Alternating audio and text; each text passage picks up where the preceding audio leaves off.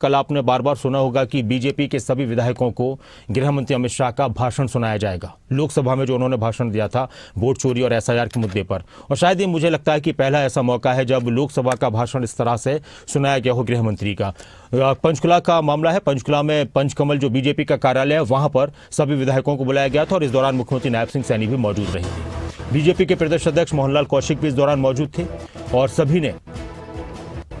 मंत्रियों ने और सभी विधायकों ने, कुछ पदाधिकारी भी मौजूद थे, सभी ने पंचकुला स्थित बीजेपी के प्रदेश मुख्यालय पंचकमल में बड़ी स्क्रीन पर देश के गृह मंत्री अमित शाह का लोकसभा में दिया गया भाषण सुना था। इस भाषण में एसआईआर को लेकर, वोट चोरी के आरोपों को लेकर बहुत सारी बातों का जिक्र गृह मंत्री की तरफ से किया गया था। कांग्रेस की तरफ से जो आरोप लगाए जा रहे हैं उस पर भी उन्होंने जवाब दिया था। इस दौरान मुख्यमंत्री नायब सिंह सैनी की तरफ से क्या कुछ कहा गया और बीजेपी प्रदेश अध्यक्ष मोहनलाल कौशिक की तरफ से क्या कुछ कहा गया वो आपको सुनाएंगे। फिर जितेंद्र चौधरी से बातचीत करेंगे कि किस तरह से बीजेपी की तरफ से इस भाषण को लेकर अपनी रणनीति बनाई गई है, मकसद क्या था इस भाषण को सुनाने का और इस वक्त इन तमाम चीजों पर सोचने का। देखिए, पिछले काफी दिनों से कांग्रेस इस मुद्दे को लेकर के झूठ फैलाने का काम कर रही थी कि वोट चोरी हो गया, और देश को गुमराह करने का काम एक योजनाबद्ध तरीके से कांग्रेस कर रही है। कांग्रेस लगातार इस प्रकार के झूठ और भ्रम फैलाने का काम कर रही है। लोकसभा के चुनाव के अंदर उस पवित्र संविधान की बुक जो डॉक्टर भीमराव अंबेडकर जी के अध्यक्षता में वो बना, उसकी बुक को उठा करके और बाबा साहिब के उस पवित्र संविधान को भी अपमानित करने का काम कांग्रेस पार्टी ने किया। और जब वो मुद्दा इनका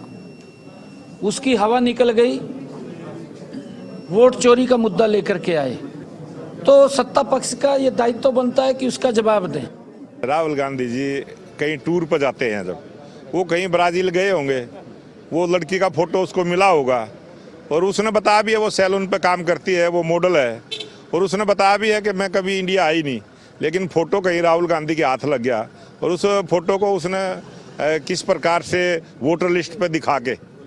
कोई भी अगर राहुल गांधी की बात में सच्चाई है तो कोई निर्वाचन आयोग का जो आइडेंटिटी कार्ड इशू होता है वो उसको दिखाए ना, ब्राजील मुल्क की महिला का फोटो लगा हुआ जारी किया है क्या वो। ऐसे तो जितेंद्र चौधरी हमारे साथ हैं इस खबर पर ज्यादा जानकारी के लिए। जितेंद्र, मुझे ऐसा लगता है कि पहला मौका होगा जब गृह मंत्री का भाषण इस तरह से बड़ी स्क्रीन पर दिखाया गया हो, बीजेपी के नेताओं को, विधायकों को, मुख्यमंत्री को। मकसद क्या था इसका? किस तरह की बातें गृह मंत्री के भाषण में थीं जो लोकसभा में दिया गया था, जिसको इतना ज़रूरी बीजेपी नेताओं की तरफ से समझा गया कि बहुत ही सुकून के साथ और बहुत ही ध्यान के साथ इस भाषण को सुना जाए? कांग्रेस के किन आरोपों का जवाब दिया गया था इस भाषण में?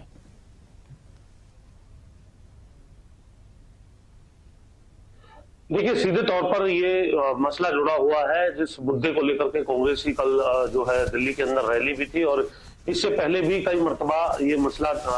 प्रेस कॉन्फ्रेंस के माध्यम से और बिहार और हरियाणा में खासतौर से इस मुद्दे को उठाने का काम कांग्रेस पार्टी की तरफ से किया गया है, राहुल गांधी की तरफ से किया गया है। 3 प्रेस कॉन्फ्रेंसेस जिसका जिक्र इस करीब 1.5 घंटे के अपने जवाब में, जो कि संसद के अंदर केंद्रीय गृह मंत्री अमित शाह की तरफ से दिया गया है, उनकी तरफ से भी किया गया कि जो वोट चोरी के मुद्दे पर किस प्रकार से 3 प्रेस कॉन्फ्रेंसेस किए गए, उनको एक नाम भी यहाँ पर उनकी तरफ से दिया गया। इसे एक साधारण प्रेस कॉन्फ्रेंस, एक एटम बम प्रेस कॉन्फ्रेंस, एक परमाणु प्रेस कॉन्फ्रेंस के तौर पर कटाक्ष करते हुए केंद्रीय गृह मंत्री नजर आए थे उन तीनों प्रेस कॉन्फ्रेंसेस पर। इसके अलावा कुछ तथ्यात्मक डाटा जो है वो इस 1.5 घंटे के अपने संबोधन में केंद्रीय गृह मंत्री अमित शाह की तरफ से रखा गया। उन्होंने बताया कि किस प्रकार से जब ये पूरी व्यवस्था आई थी, चुनाव आयोग किस प्रकार से एक स्वतः संस्था है और किस तरीके से किसी को वोटर बनाया जाता है और किसको नहीं बनाया जाता है, उसमें किस प्रकार के नियम जो है वो काम करते हैं, उन नियमों की धाराओं को भी यहाँ पर रखा गया। किस प्रकार से 325, 26 और 327 जो धारा है उसके तहत किसी को नागरिकता हो तो उसे वोटर किस प्रकार से बनाया जाता है, किन नियम शर्तों के तहत बनाया जाता है, यदि किसी को नहीं बनाया जाता तो उसमें कौन कौन से नियम व शर्तें हैं जिसके अंदर भारतीय भारत की नागरिकता प्रमुख बताई गई है, 18 साल की आयु प्रमुख बताई गई है। और साथ ही साथ SIR को लेकर के भी 327 है उसके माध्यम से समय समय पर होने वाली ये प्रक्रिया है, जो कि 1952 में पहली बार हुई थी, जिस वक्त जो जवाहरलाल नेहरू जो है उनके पास देश की कमान थी। तो ऐसी स्थिति में और भी कई तथ्यात्मक डाटा जो है केंद्रीय गृह मंत्री की तरफ से रखा गया और यह दर्शाया गया कि किस प्रकार से लंबे समय तक कांग्रेस का शासन रहा और SIR की जो प्रक्रिया है वो समय समय पर चलती रही है और इसकी क्यों आवश्यकता रही है, इसके बारे में भी जानकारी दी गई इस पूरे संबोधन के अंदर। साथ ही कांग्रेस पर भी ये जो कांग्रेस लगातार आरोप लगा रही है उसको लेकर के भी बहुत से ऐसे विषय इस अपने जवाब के अंदर केंद्रीय गृह मंत्री की तरफ से उठाए गए, जिसमें बताया गया कि किस प्रकार से वोट चोरी होती है, यानी वोट जो कम वोट मिले हो उसके विरुद्ध जो है अगर कोई चुनाव जीतता है, उसका उदाहरण देते हुए पंडित जवाहरलाल नेहरू पर जो है यहाँ पर वो इस बात को जो है रखते हुए नजर आए थे कि 1952 में किस प्रकार से 28 वोट उनके विरोध में थी और 2 वोट से जीतने के बावजूद भी वो प्रधानमंत्री बने थे। इंदिरा गांधी के कई एग्जाम्पल्स उनकी तरफ से रखे गए कि वो किस प्रकार से कोर्ट से चुनाव हारी थी और उसके बाद कोर्ट में भी किस तरीके से उसको उस पूरे मामले को हैम्पर करने को लेकर के 3 जजों को छोड़ करके एक चौथे पायदान का जो सीनियर जज था उसको जो जिम्मेदारी है उनकी तरफ से दी गई थी अपने फेवर में कोर्ट का फैसला लेने को लेकर के। और भी कई ऐसे उदाहरण जो है वो रखे गए थे जो अपने आप में कांग्रेस के जो अतीत में जो विषय रहे हैं उन विषय को जो है यहाँ पर उठाया गया था। साथ ही साथ नियमों के अनुरूप किस प्रकार से चुनाव आयोग कार्य करता है उसकी पूरी प्रक्रिया को भी यहाँ पर दर्शाने की कोशिश की गई थी। उन्होंने यह भी बताया कि साल 2010 में किस प्रकार से जो रिटर्निंग अधिकारी है उनसे ये पावर ले ली गई थी कि वो किसी भी व्यक्ति का नाम वोटर लिस्ट से नहीं काट सकते और इसकी वजह से कई लोगों के जो डबल वोट या फिर इससे अधिक वोट जो है वो देखने के लिए मिल रहे थे। इसके अलग अलग कारण भी यहाँ पर गिनवाए गए थे। इसको लेकर के कई नेताओं के नाम भी अमित शाह की तरफ से यहाँ पर रखे गए थे जिनके 2-2 वोट बने हुए हैं। और किस प्रकार से मौजूदा जो कांग्रेस के अध्यक्ष है सोनिया गांधी उनके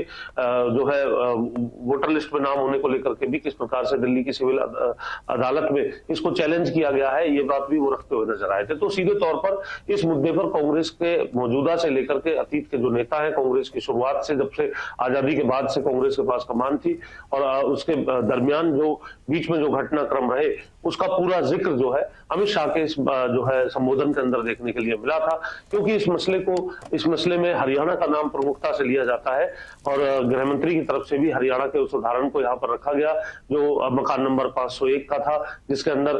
जो बड़ी तादाद में जो सदस्य है वो रह रहे थे। उसका उदाहरण पहले राहुल गांधी की तरफ से दिया गया और अमित शाह की तरफ से उस पर जवाब दिया गया कि किस प्रकार से वो एक पुश्तैनी मकान है और जो इसके बाद इसकी जांच की गई तो वो उस मकान में उतने व्यक्ति जितने व्यक्तियों को क्लेम किया जा रहा था कि एक बड़ी तादाद में व्यक्ति एक मकान में कैसे हो सकते हैं,